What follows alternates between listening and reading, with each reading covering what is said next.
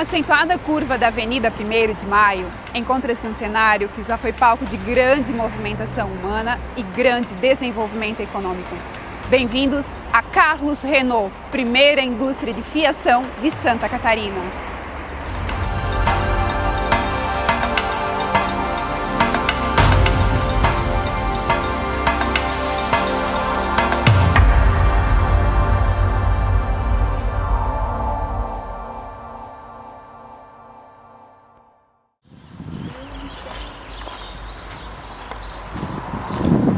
Localizada em Brusque, uma cidade colonizada predominantemente por imigrantes alemães, a fábrica possui um sítio fabril de aproximadamente 2 milhões de metros quadrados.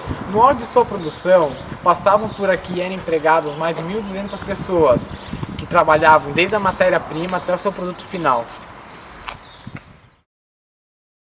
Ao atravessar a movimentada avenida e cruzar os portões da fábrica, encontramos aqui um lugar calmo e tranquilo, que chama a atenção pela densa mata nativa e pela arquitetura dos antigos galpões abandonados.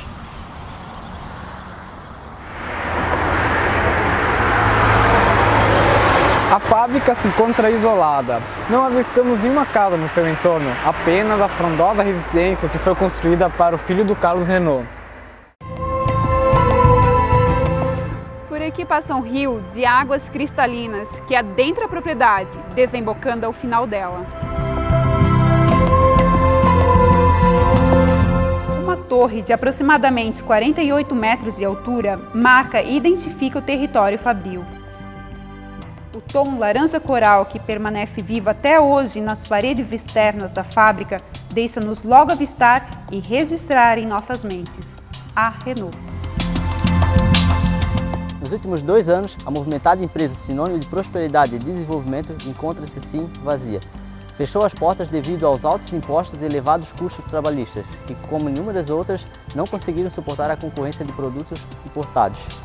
O maquinário ainda possui tecidos nas bobinas. O chão está coberto de fiapos de tecidos e pedaços de algodão. Haviam pedidos, mas a empresa não tinha dinheiro em caixa para aquisição da matéria-prima. O fim da Renault ocasionou 230 demissões e outros 1.000 empregos foram fechados na última década. Faltou capital de giro para manter os negócios, que inicialmente entrou em processo de recuperação judicial. Não conseguindo cumprir, levou a Renault a declarar a autofalência. Com a decisão, todos os funcionários que ainda restavam na empresa foram dispensados. Atualmente, estuda-se a hipótese de venda de massa falida. Uma outra possibilidade de continuar viva é o arrendamento da fábrica por terceiros. Em 11 de março de 1862, na cidade de Lerrac, no Grão-Ducado de Baden, nascia Carlos Renault. De uma família de classe média, tinha escolaridade equivalente ao atual ensino médio e treinamento como aprendiz no Banco Hipotecário de Lerrac. Por problemas auditivos, não se alistou no serviço militar, impossibilitando de seguir a carreira. Por esse motivo, emigrou para o Brasil com carta de recomendação do banco onde trabalhava, experiência urbana de vida e com a visão de um país industrializado que deixou para trás. Foi acolhido pelos comerciantes de Blumenau, onde empregou-se como caixeiro de uma casa comercial no Salto Weissbach, onde criou fortes laços, evidenciando-se por seus princípios comerciais. Ele veio em 1882, aos 20 anos de idade. Veio até o Porto do Rio de Janeiro e depois permaneceu muito pouco tempo lá, tem-se a documentação de entrada dele, tá? E veio aqui para o sul. E então, como eu já falei, tinha o consulado alemão em Itajaí, na mão dos comerciantes Asseburg e Willarding, que tinham filial em Brusque também. E o cônsul, depois de Itajaí, veio gerenciar a casa comercial Asseburg e Willarding, que depois de 10 anos ele próprio adquiriu. Entre 1889 e 1896, os tecelões poloneses que chegaram a Brusque receberam terras muito montanhosas e impróprias para a agricultura. Depois chegaram artesãos, expulsos da sua região, ou seja, famílias alemãs assentadas na Polônia, que ora pertencia à Rússia, ora à Prússia. Enquanto pertencia à Prússia, que é a capital Berlim, então eles viviam na Polônia, daí Lodz, por exemplo, sempre é citado, mas eram núcleos de alemães artesãos. Quando a Prússia passou a pertencer, quando a Polônia passou a pertencer à Rússia, eles foram expulsos.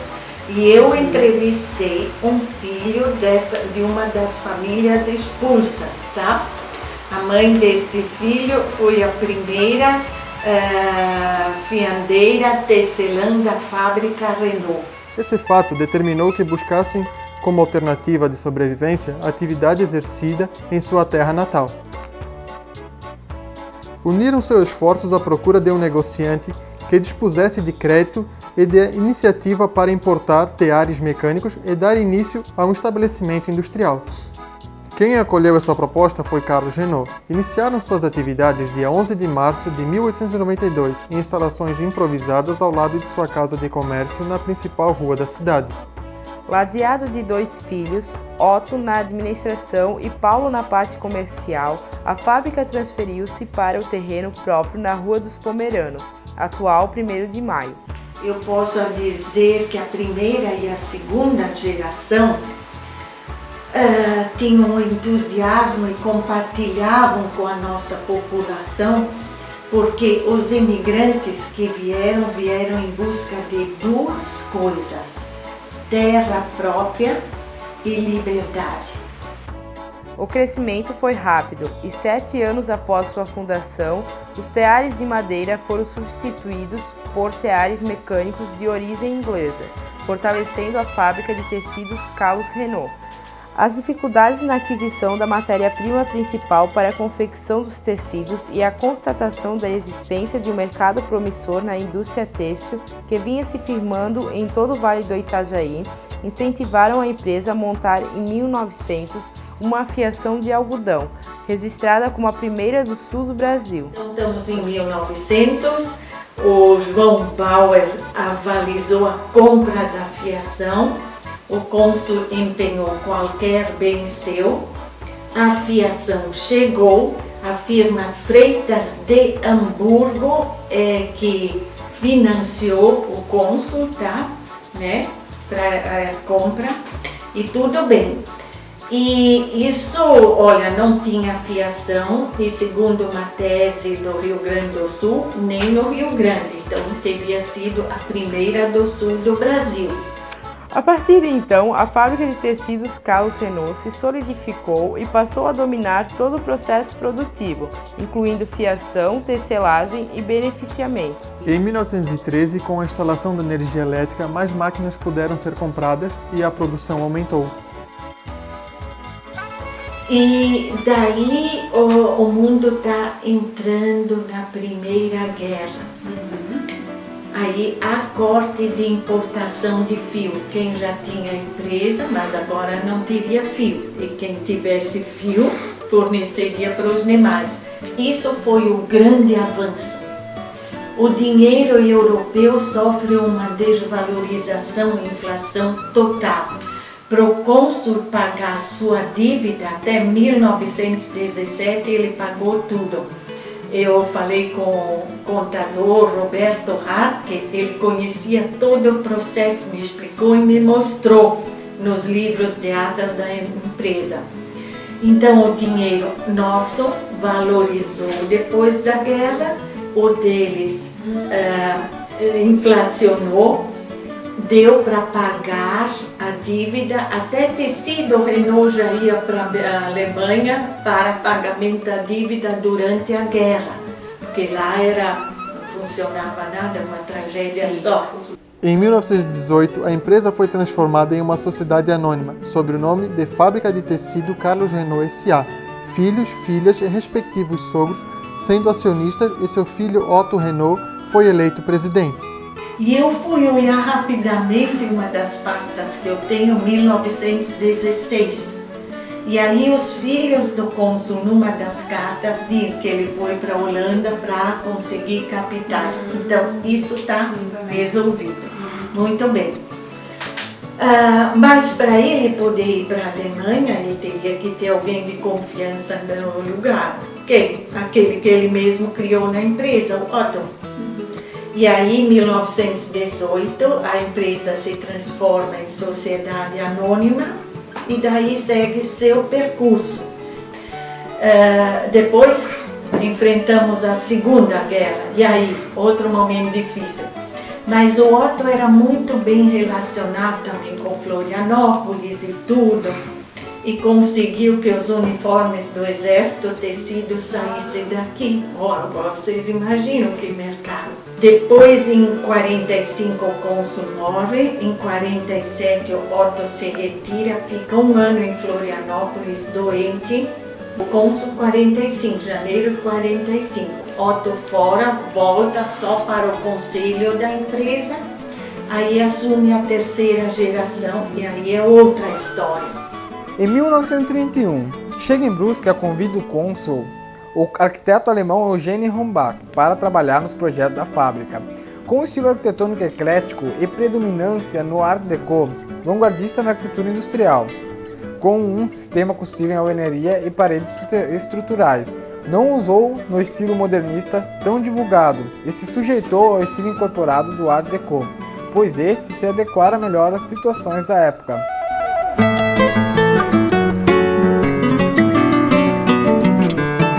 A arquitetura da época preservada perpetuou-se no tempo e, diferentemente de outras indústrias, ela enriquece e enobrece o local. Bom, a importância do conjunto da fábrica Renault primeiramente se dá por ser a primeira indústria, né, da região. Não só isso, né, por todo o apogeu que houve, que até hoje é a economia da cidade.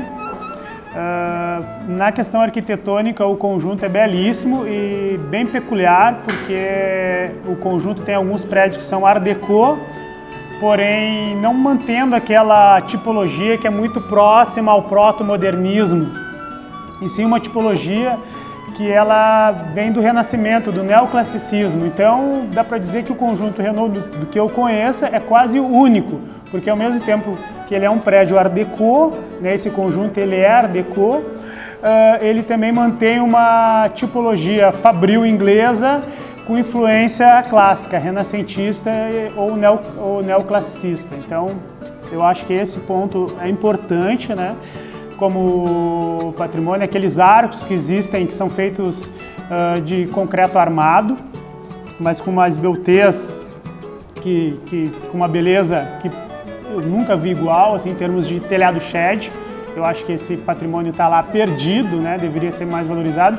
Inclusive, aliás, de ter um estilo Art Deco, ele soa ainda, a extrema plástica dele soa extremamente contemporânea, né?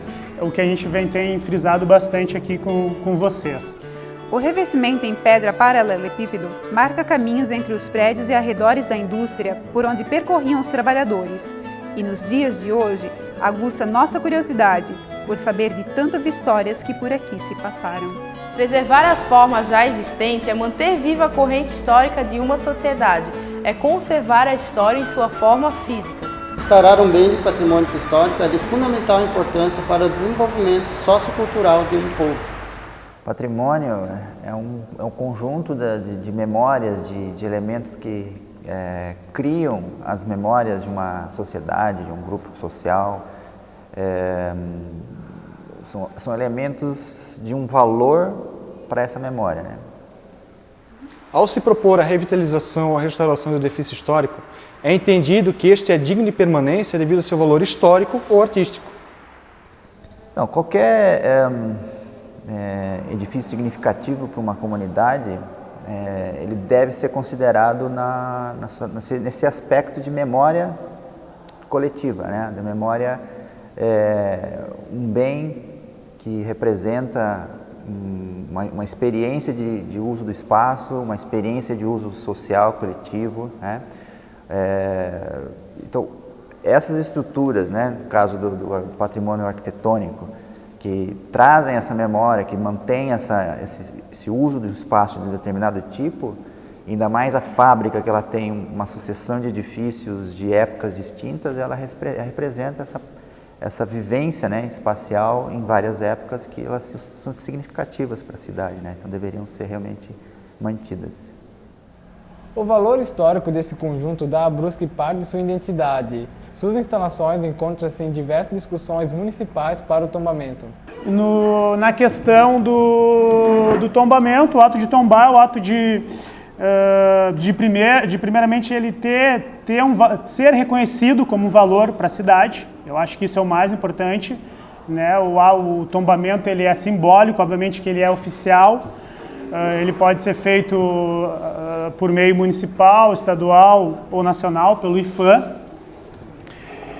Ele pode ser feito através do próprio dono, do proprietário da obra, ou através da própria comunidade ou de alguém que tenha interesse. Até mesmo nós, como arquitetos e estudantes de arquitetura, podemos fazer esse tombamento. E a importância do tombamento é o ato de preservação, né? O ato de reconhecimento que isso tem um valor para a comunidade, para a cidade, para a história da cidade. Eu acho que isso é o mais importante, né? Sem considerar todas essas questões legais, né? E que isso possa, tendo esse reconhecimento, ser valorizado, ser restaurado. Eu acho que é importante isso também. O ato de tombar também possibilita a questão a possibilidade de trazer recursos para a recuperação, o restauro, ou um destino adequado, como a gente está propondo aqui, que é um espaço multiuso. A gente sempre pensa em termos de esse valor, né, em termos de mercado, né? E frequentemente a gente acaba esquecendo o valor dessa memória para a experiência das pessoas numa comunidade, né? Então é difícil mensurar esse valor, né? E às vezes só fica nesse parâmetro de mercado. Então assim, não, o proprietário perde, mas assim a gente não tem uma cultura de uma experiência, né, das pessoas darem essa valorização por conta própria, né? Não é só a questão monetária financeira, mas a questão de como aquilo representa, de repente, para a própria família do proprietário, da história da sua inserção, né, nessa comunidade, né?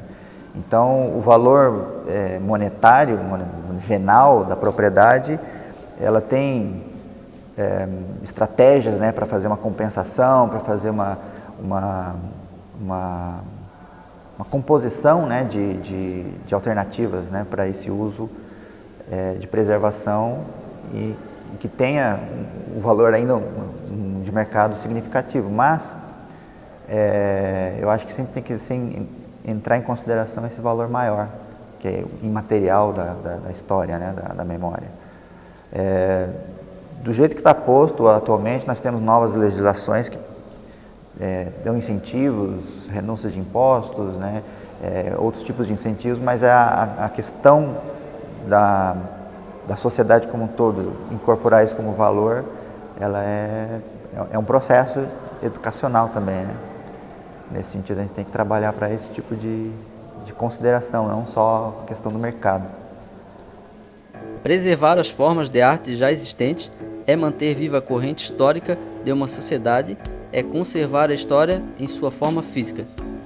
Os antigos galpões do Parque Fabril Renault têm um potencial arquitetônico enorme. Seus galpões, com grandes vãos e a arquitetura original dos prédios, tornam um lugar convidativo para intervenções arquitetônicas, abrindo um leque de propostas, principalmente para projetos públicos. Podemos citar outros exemplos de indústrias antigas, abandonadas ou em desuso, que foram revitalizadas para fins públicos ou de lazer, como exemplo, o conjunto KKKK e o Teatro Engenho Central. Outro exemplo seria o Sesc Pompeia, antiga fábrica de tambores dos irmãos Mauser, localizado no bairro Pompeia, em São Paulo. A instituição Sesc acabou por adquirir o imóvel e teve a pretensão de construir um novo centro cultural e desportivo, onde contratou-se Lina Bobart para trabalhar no projeto. Disposto numa área total de 23.571 metros quadrados, o projeto conta com um amplo programa cultural e esportivo. Nele encontramos piscinas e um ginásio com quadras. Existem também salas para aulas de lutas, danças e atividades esportivas. No quesito cultural, a arquiteta implantou uma biblioteca e um centro de exposições e apresentações artísticas, além de uma ampla praça de alimentação para os visitantes. A antiga fábrica de tambores, que seria demolida para a construção de edifícios totalmente novos, foi aproveitada de uma nova forma que hoje vive com uma intensa movimentação de pessoas que procuram um local de lazer ou mesmo para relaxar e se deparam com uma arquitetura que lembra tempos antigos, mas que ao mesmo tempo se coloca no presente, devido ao pensar e projetar da arquiteta Lina Bobbati, que soube aproveitar isso e criar um local agradável e bonito para o público.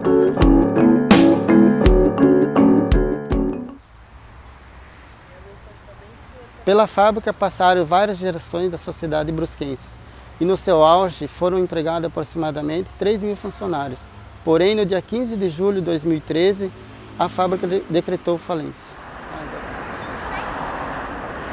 O término de uma atividade não precisa ser o fim para um conjunto histórico como a Renault. Confira agora nossas propostas de revitalização para a antiga indústria têxtil Carlos Renault.